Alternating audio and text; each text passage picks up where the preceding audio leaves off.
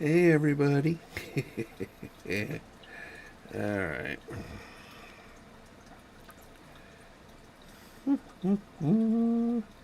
Good. View channel. Get you up. Hey there, kitten. Put the dock up. So maybe I can get you in real time. I don't know. And here, we'll do a little. We'll do the sting. We'll do a sting. All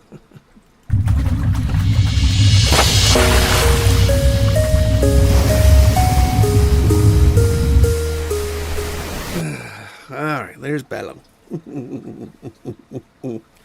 Bello, bello, bello, bello. Yeah, baby.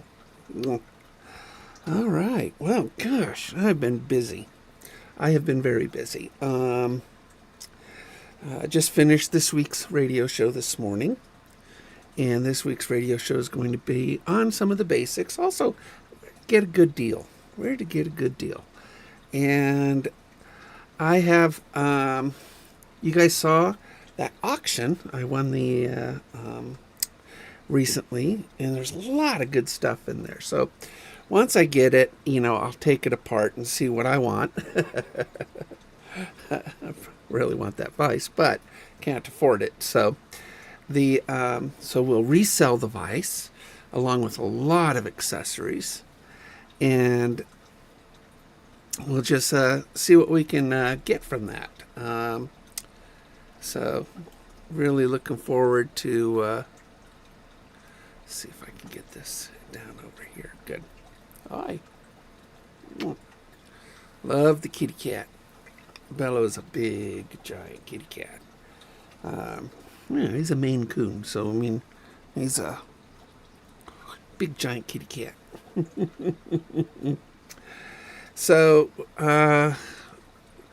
but we'll upgrade my vise. We'll upgrade my vise, and I ordered some balsa wood. Now, the neat thing about balsa wood is it's very easy to mold and carve and sculpt. So I've got this tool that will help make fly poppers. So we'll get those. We'll start spinning those and lathing those and getting those done. So you're going to see me spin and shape poppers. I know, as if I wasn't doing enough, huh? Soft plastics, art basket, painting, flies now. It's just a lot of stuff. And we're just going to have a good time. It's going to be the off season. So, in off season, you just refurbish all your gear, relubricate it, restring it, and make baits. Getting ready for winter and spring. So February we're going to have the ice fishing festival, which is really cool. That's one of my favorite festivals to do. And we'll get people out on the ice and fish on the line, which is always a fun thing to do. He's getting comfortable now.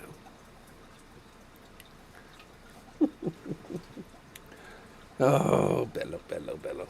Look at him. That's a pretty kitty cat. A pretty kitty cat. He's all right. Maine Coons are super affectionate cats, very playful. They love to get on heights, and this house is perfect for that. And, we got lots of shelving and stuff like that. So, but I want you guys sort of stay tuned for some of the, if you want a really good vise for fly tying, that Renzetti Masters is the best. It's the best. If you really want the best, then definitely, or you want to upgrade, it's very cool. So when I get it, I'll put it back together, put it together and do a review on it, because I'll probably never have a Masters in front of me again. So, hey, Scott. Oh, yeah. I totally recommend Maine Coons. Totally recommend Maine Coons, because they're the perfect cat. They're the perfect cat. They're huge, but they're just absolutely... I mean, they think they're dogs. So if you want a cat that thinks he's a dog, that climbs all over the place, they require a lot of attention. So there are 5 people in my house, so Bello gets a ton of attention by me, my wife, and the kids. And he is, he's awesome. Bello's awesome. And I would get, he's young still. He's only about 5. So he's young. But the day will come, I will say goodbye to Bello, just like I did my last cat recently. And we'll get another Maine Coon, because they're just perfect cats. They're just perfect cats. Right, Bello?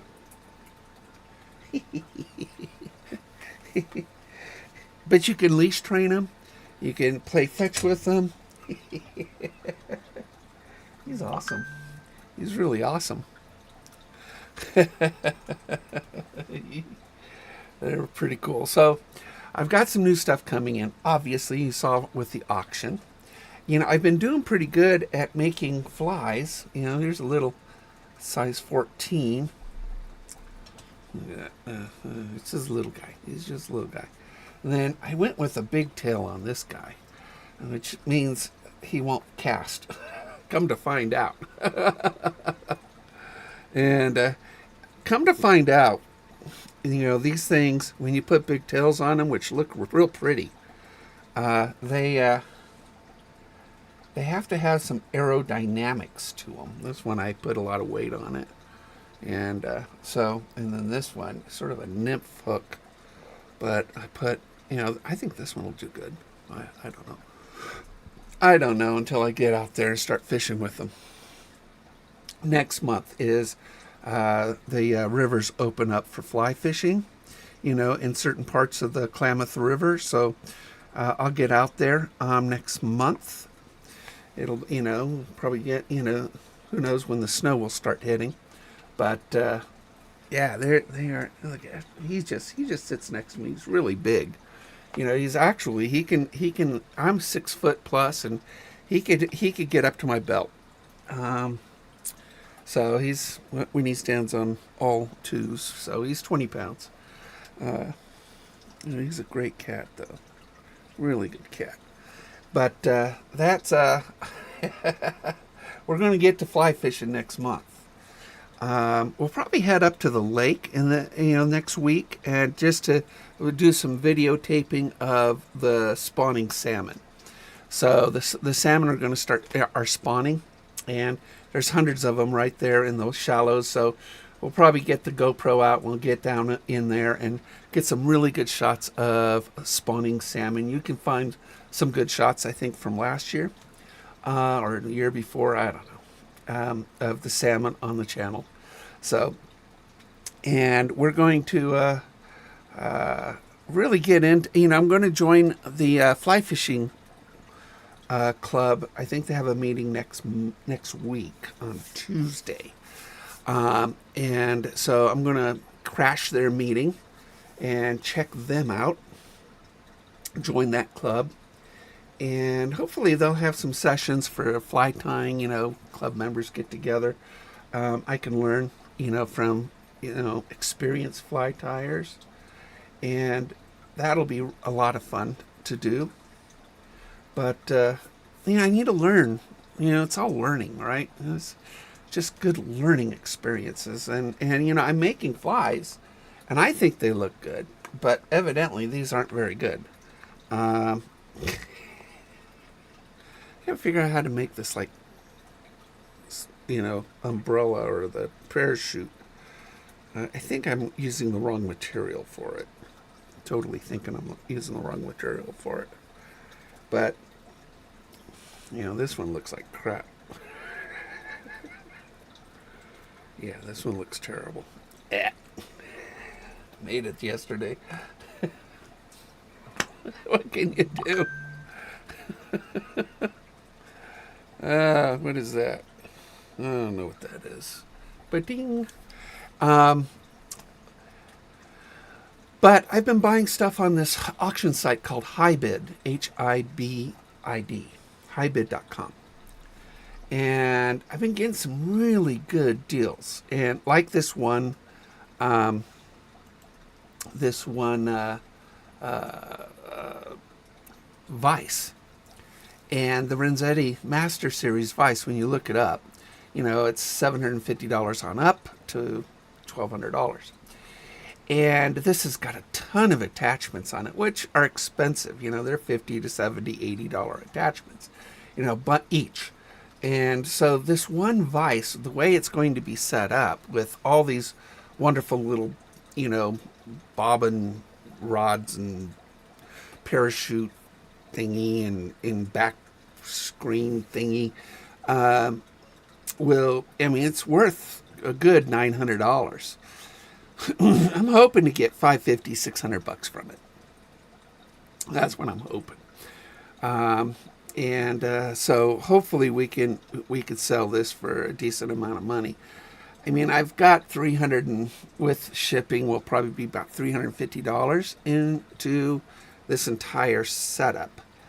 I know I could sell it for $350. I mean, I'm not going to lose my money on it, but it's a, you know, it's you know, it's a risk, right? It's always a risk. And let me see, we put an image on here.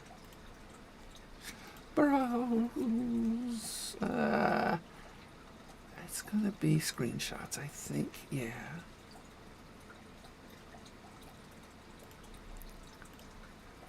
There we go. There we go. That's it. It's kind of like the package, you know, that Renzetti Master Series in the box. And I mean, there's just that spool, you know, the real spooler. That's an $80, $90 thing, made by Orvis. That wood one, it's manual, and then there's a ton of accessories that are $50 each if bought retail. I mean, just a ton. I mean, there's $400 in just accessories in this kit. Makes me almost want to sell all the accessories and keep the Vice. If I could. If I could. I mean, the Vice is amazing. I mean, this is... It goes from a 28 to a 10-aught. You know, the actual pinchers, you know, the actual part of the Vice. But it is... it is like... I think in I would love you to watch the auction video. I do talk about 69 Dodge Chargers, which is my favorite, and I've owned 2 of them. And so it's more of a car video while we wait for the auction to go its route. And it's a fun talk if you're a gearhead. I'm a gearhead, and I enjoy talking about cars, especially Mopars, especially 69 Dodge Chargers. But this is sort of like my 69 Dodge Charger RT. This is one of those Vices that I would use all the time, like I did my Chargers. My Chargers were my daily drivers, even though I restored them and they were show quality. I still liked. A car is designed to drive. A Vice is designed to make a fly on, and that's the beauty of it. That's why you buy it, right? Now they do make a signature series of this for $3,000. It's the same Vice, $3,000. That would be sort of like the Daytona.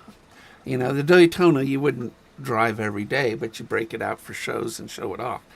And it's the Daytona is a 7-figure car. It's $1 million car, probably 2 or 3 million. The 69 Dodge Charger Daytona Hemi. That 4-speed, that's definitely a multi-million-dollar car. So I just enjoy, I like good stuff. It's a 69 Dodge Chargers. I think I show you one on the video. It's not even numbers matching. It's a clone. The RT is a clone. My last one, I made a clone. It was a 383 car, and I had a 69 year accurate 440 put in it. So it was a nice car, really nice car. So that's why that car was, it's $99,000, $92,000. But I'd probably offer the guy 75. If I had $75,000, I totally would offer him 75 for it. And he'd probably take it. I don't know. Clones are not worth as much. And that was a 383. But it had almost everything I wanted. I'd have to change out the seats in it. But other than that, I think I like the car. Hemi orange, so it's pretty much set up to be a General Lee. Put a Dixie horn in it, and a push bumper and the decals, which are cheap. You'd have yourself a General Lee. You put a roll cage in it if you want, but you want the doors to open. I don't want to slide through the windows every time. So 69 Dodge Chargers, that's what they were known for, the General Lee. They crashed almost all of them. It's just crazy. In fact, they crashed so many, they dressed up 68s to look like 69s. They just destroyed 69 Dodge Chargers. But it made the car iconic, and iconic cars are collectibles. Collectibles are good investments. That's the way it is, right? That's the way it is.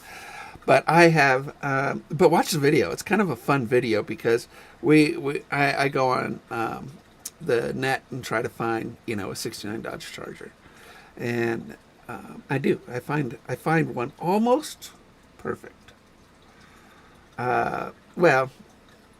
Almost perfect for me. There's a green one with a black top that is the same as my first car I ever owned, which was a 69 Dodge Charger RT. And that was a numbers matching because back then, I'm a baby boomer. Back then, they were numbers matching. They weren't modified much.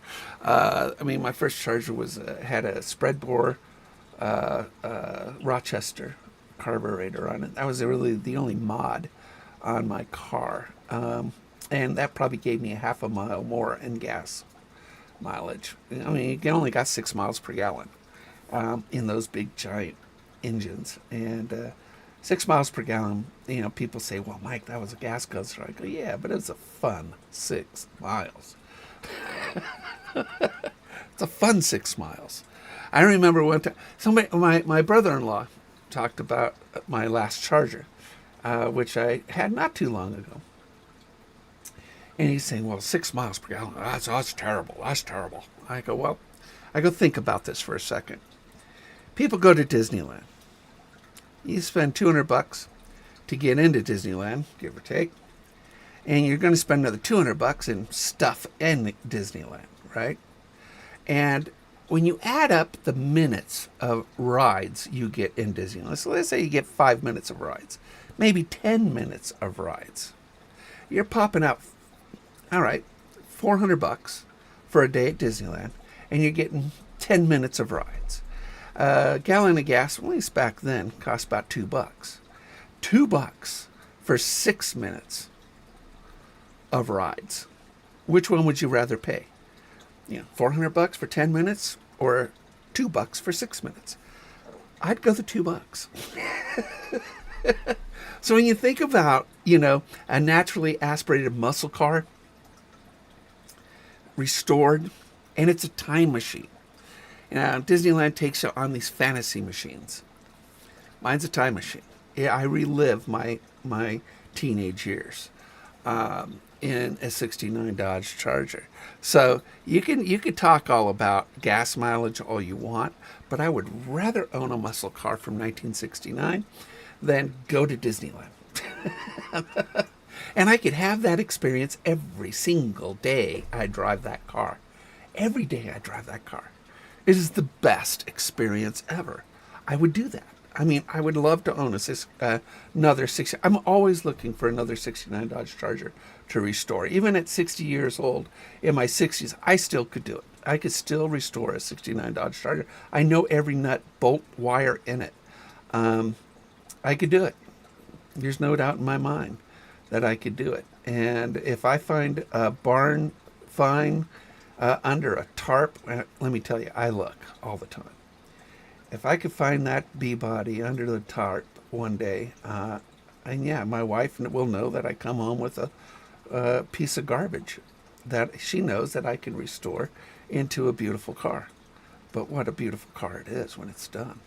I mean, the last one looked like it could spontaneously combust. You hated the fact that I bought it. I hated it.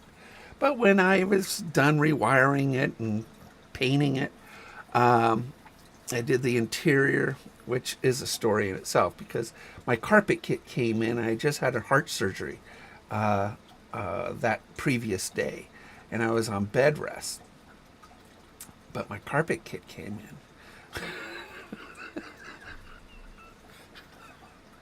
So Kathy goes out for the morning, and my carpet kit was just in a box, just looking at me in my living room. And my car was in my garage, thinking, okay, I said, I gotta put my carpet kit in. So she was gone. I pull the car out of the garage. I remove the interior seats. The back seat was a little hard. I really had to work on it. You're trying to get that thing to pop out. But the front seats are easy, 4 bolts, the center column. So I pull everything out. I put the carpet kit in, and I put the car back together in the morning, and I drive it into the garage, and I know I probably popped the cork that was in my artery, and it was just a heart cath, and Kathy comes home. She doesn't see the box in the living room. She goes, "Where's the carpet kit?" I go, "It's in the garage." Truth. That's truth. Carpet kit was in the garage. So she goes in the garage. She gets really mad. Because the carpet kit was in the garage, but in the car. And she knows, yeah, she comes back in the house. She goes, how you feeling? I go, well, I think we should go to the hospital. So we go to the ER, and they admit me. They go, and well, they at first asked, go, why are you here? I go, well, I had a heart cath yesterday, and I installed the carpet kit in my 69 Dodge Charger, and I think I probably damaged the surgery when I was trying to remove the back seat. Because I had to really knee it, and pop it out. I go, I might have popped more than the seat. The doctors are like, the nurse was like, a buddy of mine was an EMT, and he popped in, and he's like, I go, but it's the carpet kit for my 69 Dodge Charger. You gotta put it in. I mean, when you get it, because I've been waiting for it. It's cut, and made for my Charger. I go, and I'd already prepped it. I know. It's just the way it is. Car guy. I'm a car guy. My wife was impressed that I was able to do it in just a couple hours. What can you do? I mean, it's a 69 Dodge Charger. I think I got a picture of it. Did I remove it from this? Oh, no, there it is. I think that's it.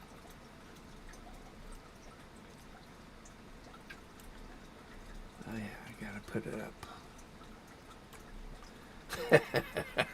Okay, this is my '69 Dodge Charger that I did this in. That's it. That's in front of my house.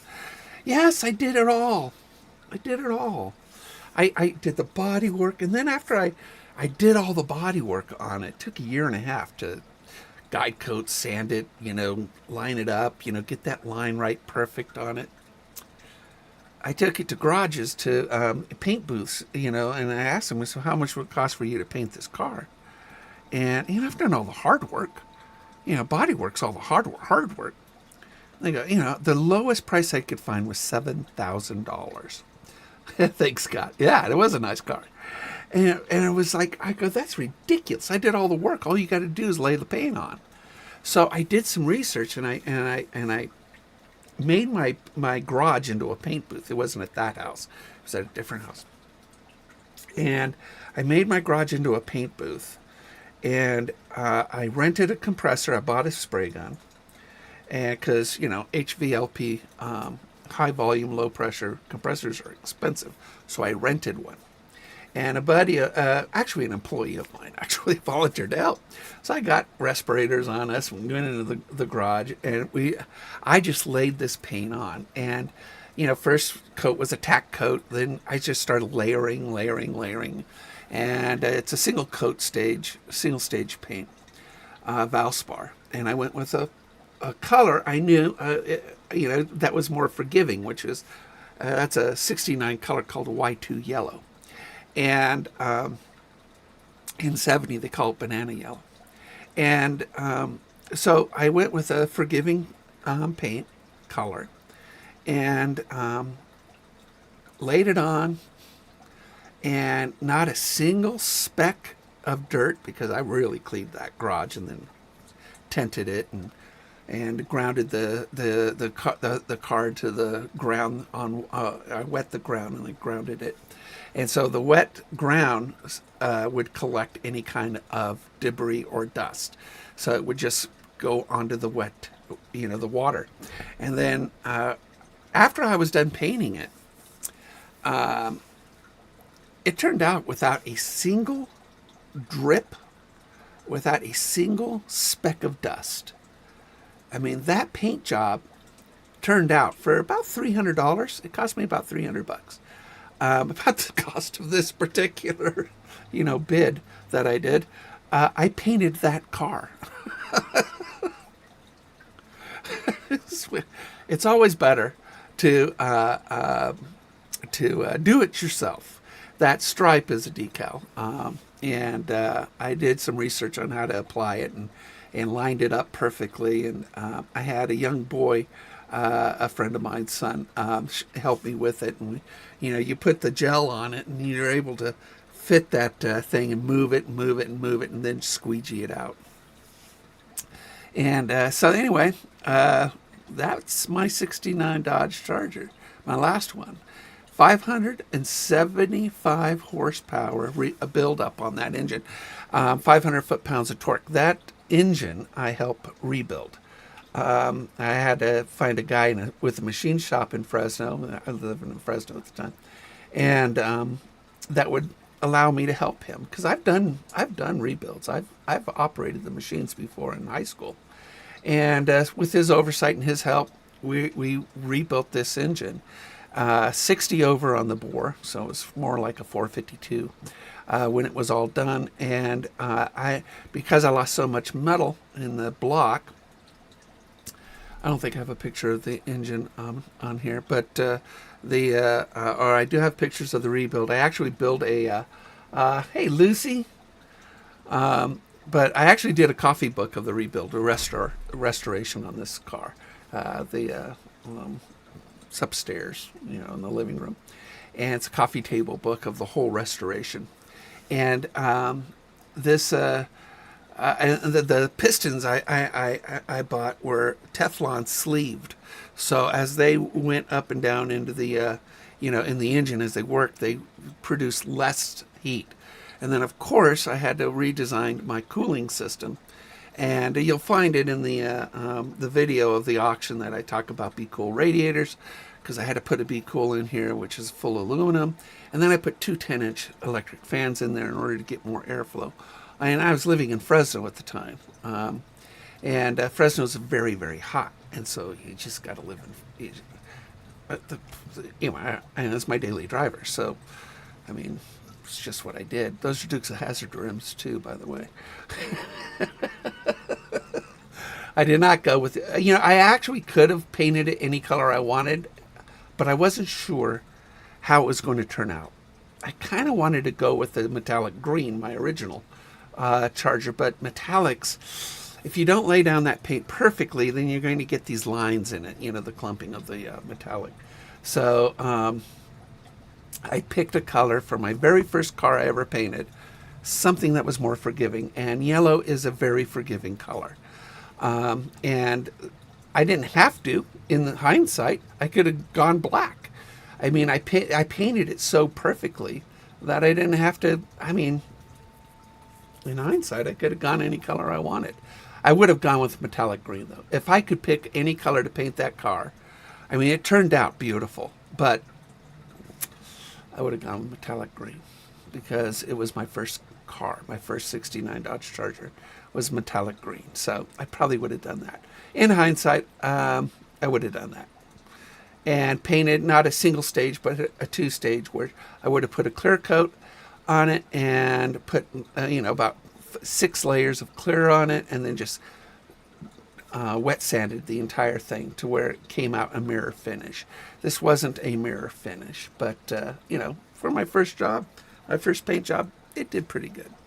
And then I created a custom dash out of 10 gauge aluminum, had it powder coated and laser cutted. Well, laser cutted, then powder coated. And then I put some Autometer white faced gauges in it, and illuminated the dash the same color as the car, yellow. So the whole dash on the inside was yellow. And that's a 4-speed. Or no, that's not a 4-speed. I went with a slapstick 727. So I had a 727 automatic, but I had a top fuel dragster guy rebuild my transmission, and we made it a slapstick. And a slapstick is a manual shift automatic.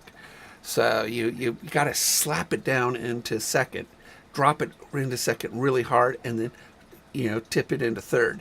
And this car was a drag car. It was pretty darn good. I sold it because our business, we owned a retail store in town, and it was suffering. This was in 2008. Well, I sold the car because it was worth a lot of money.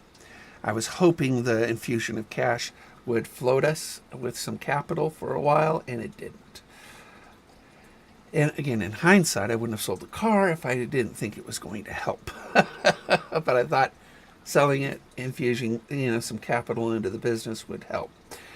But there wasn't a single bolt, nut, screw, wire. I rewired this car bumper to bumper manually. I laid out the original harnesses and then recreated them with Molex connections. There wasn't anything in that car that I didn't touch. I mean, it was all me. It took 7 years to restore that car. I bought it for $4,000. And I put about, total about $20,000, sold it for that. So it cost, that car's a $20,000 car. Well, back then. Nowadays,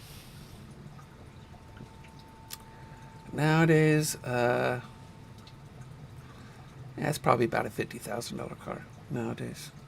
That's the nice thing about old cars. You don't lose money on them. You just can't lose money on an old car.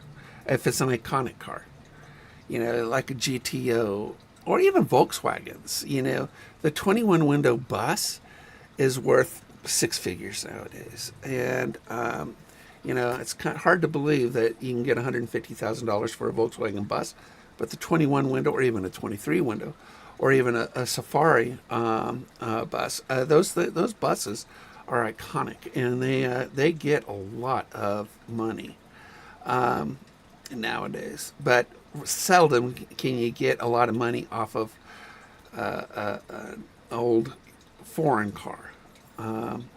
You just can't. I mean, you could buy a Ferrari for $15,000, old Ferrari, maybe even less. They're just not worth a whole lot. But this, you get that, a Cuda, a Trans Am, or a Camaro. 68, 69 Camaros are worth good. Chevelles, oh my gosh, the Chevelle is actually worth a lot. So there's some fun cars that you could buy if you find a garage find that a collector would buy in a heartbeat. And they're fun to rebuild. I mean, my wife liked this hobby because I was always at home. Nowadays, with fishing, I'm always not home. But with everything that I do, but that was my last '69 Dodge Charger, and I just love that car.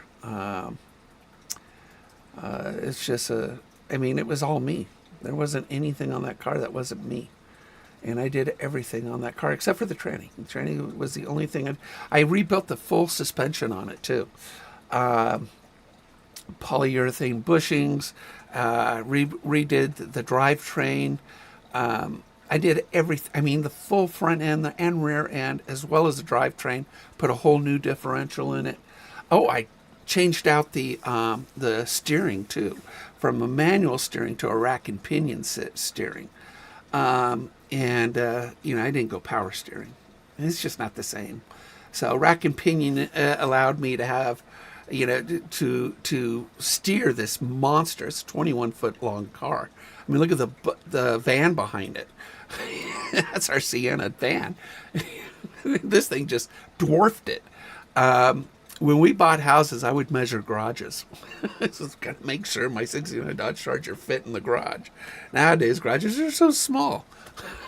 So, this car's out here. Even this old 110-year-old house, I don't think my Charger would ever fit in this garage. It's a one-car garage. But I have a really long driveway, so it would definitely fit in the driveway.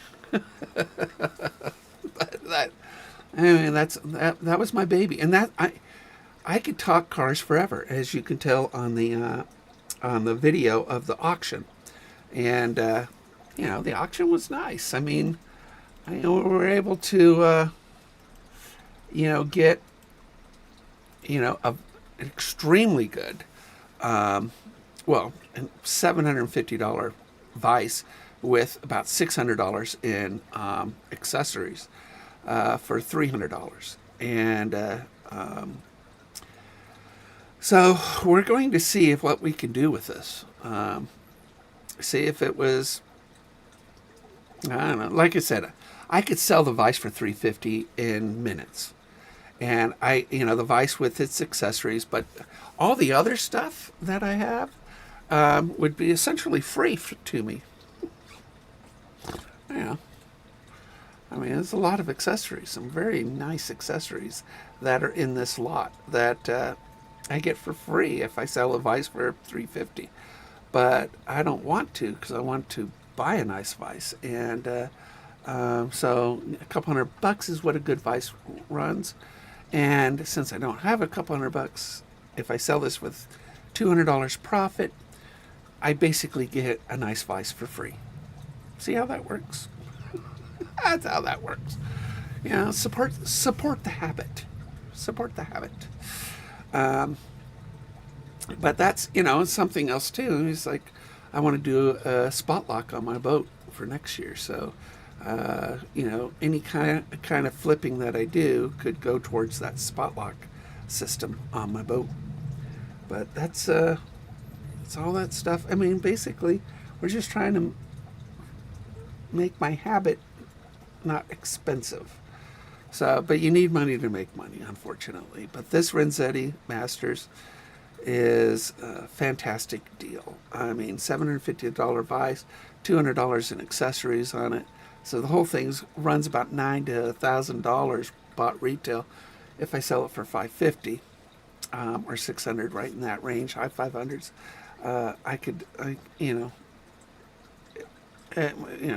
my wife will let me do this again. Happy wife, happy life, right? Happy wife, happy life. 37 years married. Um, I didn't do this without her permission. I went $35 over. But I didn't do this without her permission. This is one of those things you got to talk it through. She goes, "Are you sure you could sell?" I go, "Yeah." And we won't lose money. I might not make money, but I will not lose money. But I'll definitely get some free accessories from it. So we'll see. We'll see what happens with it.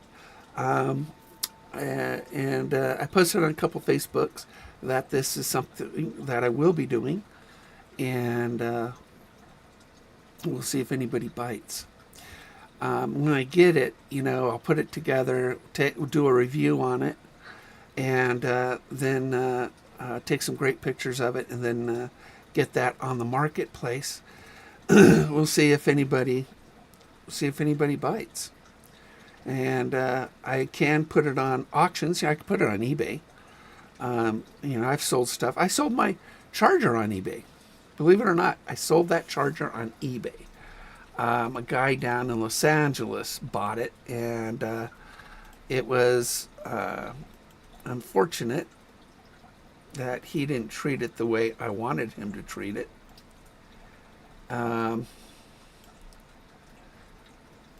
It was just a bummer. He just didn't treat it very well. He changed out the transmission to a stock transmission, so instead of a drag race transmission, and then he took my custom dash out and put an original rally cluster in it. And then there was a stupid thing called a step-down linkage on the engine to the transmission. That is just the dumbest thing in the world, and I built that transmission to bypass the step-down linkage. And you have no idea what I'm talking about right now, but it's dumb. And so he had to put a step-down linkage. It's just not the smartest thing in the world. That Dodge did in the Charger. In '69, they redid this Charger three ways, and they ended up coming up with the '69 Daytona. They had the Charger, they had the RT, they had the 500, and then the Daytona, all changing the aerodynamics of the car, and that back wing and the nose cone did the trick, and it got 200 miles per hour at Talladega, the first time in history that the 200 mile an hour speed was attained, and it was the best. It was the fastest. In fact, in 1970, they didn't do the Daytona; they did the Superbird, the Plymouth version, and Richard Petty won a ton of races, and they outlawed winged cars, and it was just stupid. It was just stupid. I mean, Petty loved it, man. I mean, he was just winning left and right with the Superbird, but the Daytona was the birth of Mopar muscle winning NASCAR. Back then, the SC stood for stock car. Nowadays, NASCAR's not NASCAR. There's nothing stock car about those templates that they use in NASCAR nowadays. They don't even have headlights on them. Those are stickers. I mean, there's nothing about stock NASCAR that's stock car. I mean, you used to be able to win on Sunday and buy that car on Monday. I mean, if you watch NASCAR, you could buy that car at a dealership. And they had, in fact, NASCAR had minimums. In 1969, the manufacturer had to sell 500 to the general public, and then they changed it to 1,000 the following year in 1970. And so there were supposedly 500 Charger 500s made. That's why it was called 500. And then Daytonas, there were 500 made to sell to the general public. Nobody really believes they made 500, but that makes them extremely collectible. And that's why the Daytona and the 500s are very, very, very collectible, especially in a Hemi 4-speed. Very rare cars. I mean, 6 figures, easy. That's $1 million car, either one of them, easy.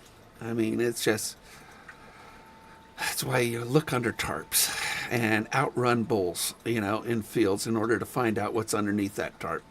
You just do it. You just do it. And then you knock on the door and say, hey, I see that piece of junk out there. Be willing to sell it for a few $100. And they go, oh, well, that's my great granddaddy. Well, it's not doing anything out there. You might as well take the $500 I'm willing to offer you. I mean, at least the bull don't have to, run around it. That's what you do. That's what you do. I mean, because it's going to cost you so much money to restore the thing. And hopefully, there's not that much rust. But nowadays, there are skins made for these things.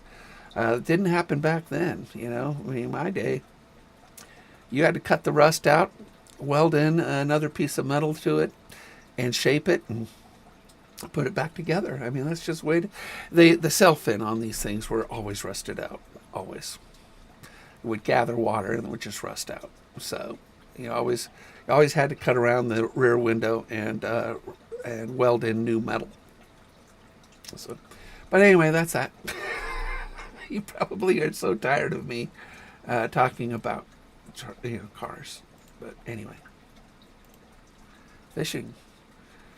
The browns are out. The brown trout are out here locally. They're hitting the spawning salmon, and I need to get up to Lake of the Woods and hit those and see what I can do with it. My fishing season's pretty much over, so I know fishing season's over. It's kind of depressing when you think about it, because there are months in between my fishing seasons. But next month, that's why I picked up fly fishing. Because next month I want to go, stand in the middle of cold rivers in my Sims waders and, look cool. I want to look cool. I haven't looked cool since, that Charger. I looked pretty cool in the Charger, though. You cannot not look cool in a muscle car. In 1969. 1969 was the magic year in cars.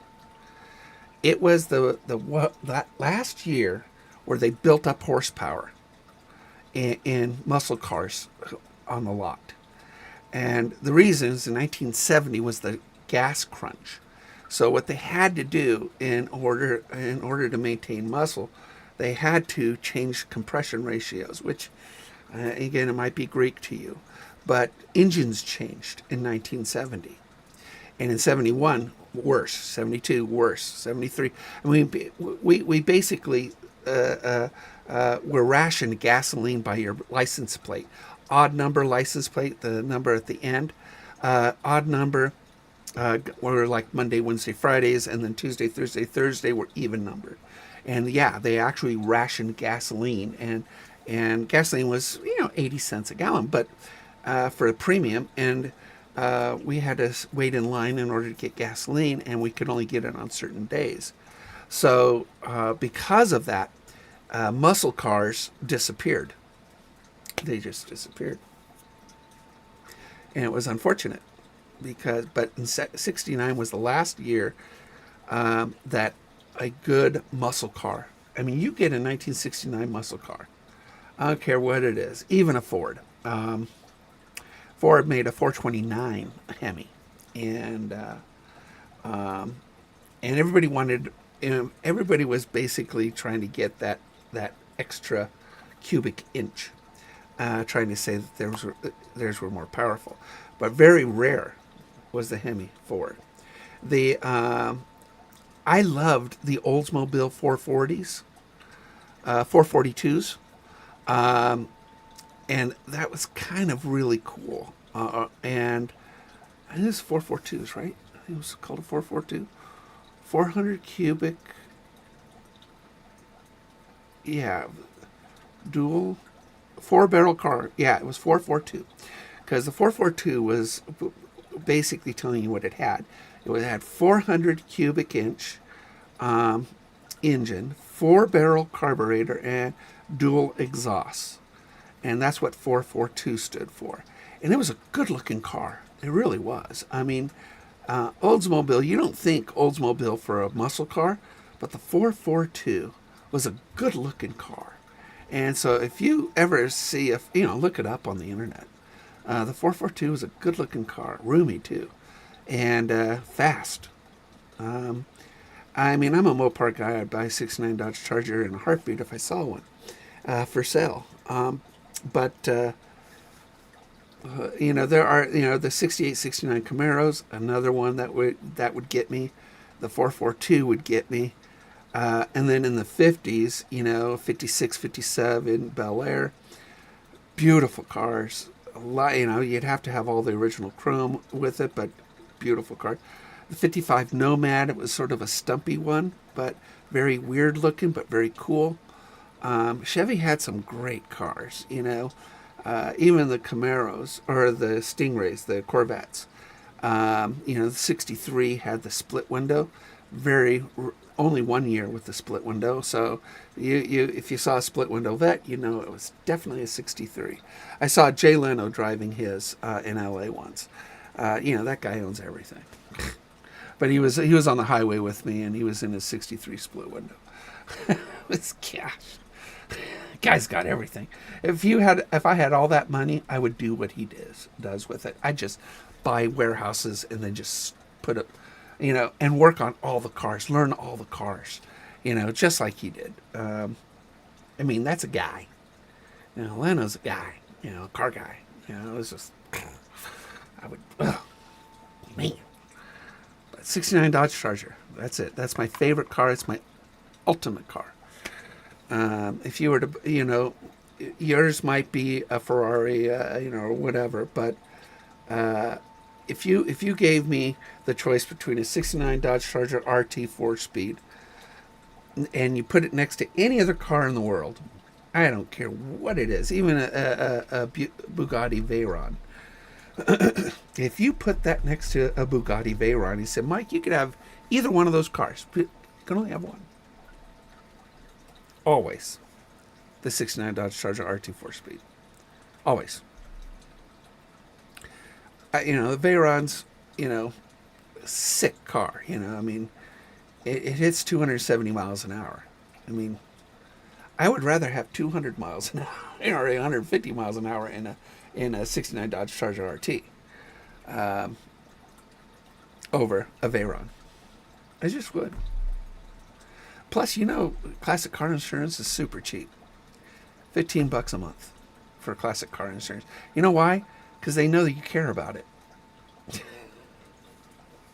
Classic car insurance is dirt cheap. It's $15 a month for classic car insurance. So you get a Veyron, that's probably going to be $1,000 a month insurance. $15 a month. Bam, bam, bam, bam, bam, bam. And that Charger that you saw on the screen, Ferrari guys, Lamborghini guys would always thumb up me. Notes left on my car after I have dinner, or after I go. It was always parked in the parking lot at my work. There was always a note. I want to buy your car. Veyron guys wouldn't get that because nobody could afford it. But Chargers are. Muscle cars are the best. They're the best. They're the best. I miss it a lot. Even my little girl, when I sold it, she goes, Daddy, I miss the Charger. And I go, what do you miss about the Charger? She goes, the whoom, boom, boom, boom, boom, boom, boom, boom, boom, boom. I go, yeah. TTI headers, tuned exhaust, H-pipe. Ugh. There wasn't a thing I didn't do on that car. I even did the exhaust system. And it was a custom exhaust system bent perfectly to fit in that car. There wasn't anything second rate in that car. The guy who bought it was an idiot. It's like giving your child, your daughter, over to an abuser.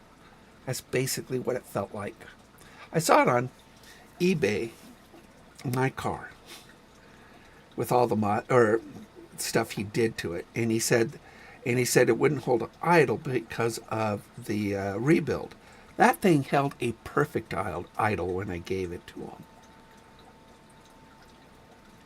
Perfect.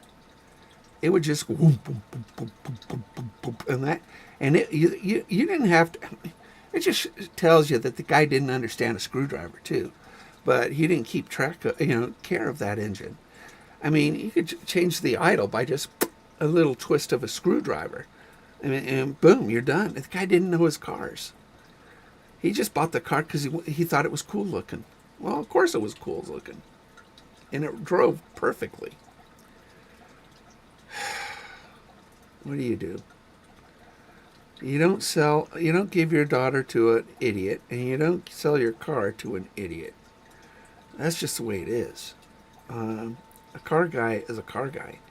We like cars beyond the car itself.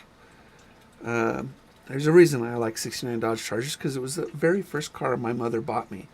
And she bought it for $1. It didn't run, that 69 Charger RT. And the guy lived in a mobile home park, a trailer park. He was a friend of my mom's, and Mom gave me a choice between two cars: an Austin Healey in perfect shape and a 69 Dodge Charger RT that didn't run. I didn't want the stupid little car. I wanted the big car. I wanted a muscle car. So we bought it, parked it at my friend's house, Punkaj's, and I was in Punkaj's driveway all the time working on that car until I got it to turn over. And when I turned it over, there was no exhaust system in it. It was the loudest thing in the world. But I was under that thing. It's 15 years old, just working every day. And don't ask me how freeze plugs popped out in California, but they did. So I had to replace the freeze plugs, and I just did all the stuff on it. We were gearheads. I mean, we had auto shop in school. And so we just had a great time rebuilding it and then getting it to run. And sure enough, man, that thing ran. I got a fix a ticket for noise. So I put, I had a muffler guy make me an exhaust system with glass packs. Anything to just get it to pass, the law.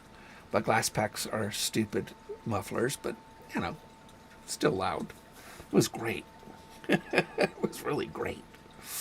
And of course I blew up the engine in a drag race. So, c'est la vie. Never give that much horsepower and that cool of a car to a teenager.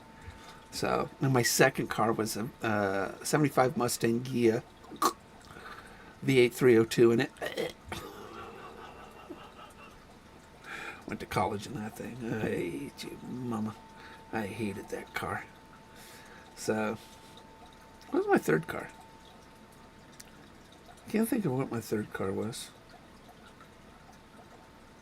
I don't know. It had to be a piece of crap. You coming up to the lake today? Hey, Timmy. No, I'm not coming to the lake today. Maybe Friday. I might get up there Friday. I think the salmon are spawning up at the main ramp, and get some of my big swim baits and get out there and see if I can catch a big brown. But I think Friday I might get up there, depending on the weather. The weather looks kind of bad today. What is the weather going to be? Let me look. Let's see. Oh, gosh, come on. 60 degrees today, forecast. Oh, not bad. Maybe tomorrow. 76 degrees, that's nice. I might get up there tomorrow. So we'll see tomorrow. I need to get out there. Get out on the water. So, there's Bello again. He's always curious. Maine Coon cats. Didn't see any kokanee at the ramp. Not yet. But you know what? They're in pre-spawn then. But that means, they're starving themselves together. So they'll be up there in the next week or two. And but But that means that, they're up. You probably see them jumping out of the water right now. Like dolphins. Like a pod of dolphins. These cokes will jump out of the water like this, and people get all excited. Well, let's go get them. Well, you can't catch them because they're starving themselves to death. They're not going to hit anything except for maybe on instinct, but they're not going to hit it because they're hungry. So maybe one. Yeah, they're going to really populate. You watch next week, that one will be 100. It's going to be good. So, I'll probably get up there tomorrow. And oh, you saw that? Yeah, that's what they do. They're in pre-spawn. They're just jumping out of the water like little porpoises. Those red salmon. And they're just making their way up to the main ramp. So next week, you're going to see 100 at that ramp, 200, 300, 400 over the next 2 weeks. And, the browns just come up into the shallows and they start eating these guys. So it's going to be really exciting and fun to catch the browns. And again, big swim baits. Big swim baits. Those 6-inch baits that I gave you, those are really good baits to troll along out there and toss out there. And even off of the dock, they let me look. I haven't even looked at the live cam.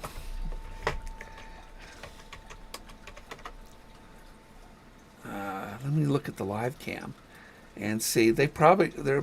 Oh yeah, you want to get up here? You want to get up here so bad. Oh, the camera's not active. They got the docks. Are they bringing in the docks? The marina, breaking it down? They should be breaking it down. The live cam's not up. So, at least not on the marina. They've got to be breaking down the marina by now. Yeah, they're breaking it down. So, they'll be bringing that in. And by bringing that in, lost plenty of baits last night. Yeah, you do that. Oh, come here. You just want some loving. Oh. So yeah, you could use those big swim baits. Skin hook it, just toss it out there as far as you can, and work that area along the main ramp, and that area, and I'm sure you'll catch something big. You got to go big right now, big. And I'm gonna catch cokes. Cokes the bait. But I gave you a lot of big baits, and so use those big baits out there, and just bring them in real, skin hook it, and just bring it in beautifully, just nice, steady, few tugs, and make it look like it's injured, and some pauses, let it sink again, and just work those big baits. I think you can catch a big fish. So, oh, look at you. So, did you see what I bought on auction? That's what I bought on auction. A lot of fly tying stuff and a $750 vise. I know it. I know it. Bought it on that auction. So, I went a little beyond my budget, a few bucks. My limit was $250, but I went $285. I wasn't going to go past $285. If that guy would have bet another $10 on it, he would have bought it. Yeah, that Renzetti in Masters is top of the line. It's $1,000 vise in lots of different variations, but the vise is the same. And so we're going to sell that for $550, $600, and we're just going to sell that for that. And so we'll hopefully get it. Somebody out there that ties flies, whatever, will want to upgrade their vise to that. That would be really cool. Maybe they got a $300 vise they want to upgrade to it, so they could trade that with me for, their old vise and $300, and they can upgrade. So maybe they got an old vise, a really good vise that I would want. and they could trade. I'll take a trade offer on it with cash, but I'm going to have to get my money back because my wife will kill me. So about $350.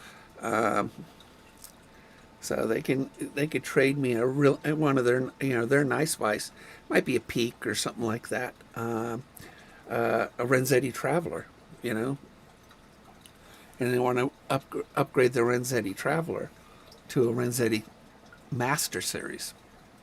So $200, $350, or their Vice and $350. They would, I mean, a guy that has a Renzetti Traveler would want this Vice with all the accessories I got coming with it. I mean, just the accessories are $200. So to them, $350 for an upgrade, and that would pay me back what I paid for it, and then 200, in their Vice. Then I can either keep the Vice or turn around and sell that for $100.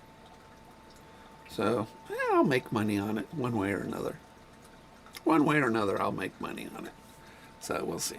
So, but yeah, maybe tomorrow. Maybe we'll go fishing tomorrow. I need to get back out there. I just need to get back out there. Water's getting really cold right now. So, do you know what the temperature is on the water, Tim? It's got to be in the 50s. No, I wouldn't put smelly jelly on those big lures. No. Nope. You wouldn't need it. You toss that big lure out there and let it sink, to the bottom. And let it sink to the bottom and just reel it in really slow. And let that lure just do its thing. There's no reason to do anything more than that. You skin hook it. Don't worry about that. It's not gonna get lost on the rocks. It's not gonna get stuck on anything. And that 8/0 hook will grab a brown. That'll grab a brown. And first thing in the morning, late in the afternoon, are great times to catch browns. So first thing in the morning or late afternoon, that would work really well. Still trying to get a job at Sportsman's Warehouse. I need a part-time job. Bobby hasn't got his Christmas budget yet. He knows me. He knows I'll sell for him. I walk in, hey Mike. All right, guys, I'm going to let you go. I got to get my little girl up and ready for school. I know. Got to get my little girl up and ready for school. So you guys take care. And, by the gazebo. No, don't go by the gazebo. Don't go by the gazebo. Go over by the marina. Go to the marina. Go to the ramp. Over by the main ramp, the dock, and fish from that. Toss it towards the marina, and you'll catch them. Do that. Oh, Scott. Oh, well, Bobby. No, Bobby's the manager, so I'll get him. Take care, everybody.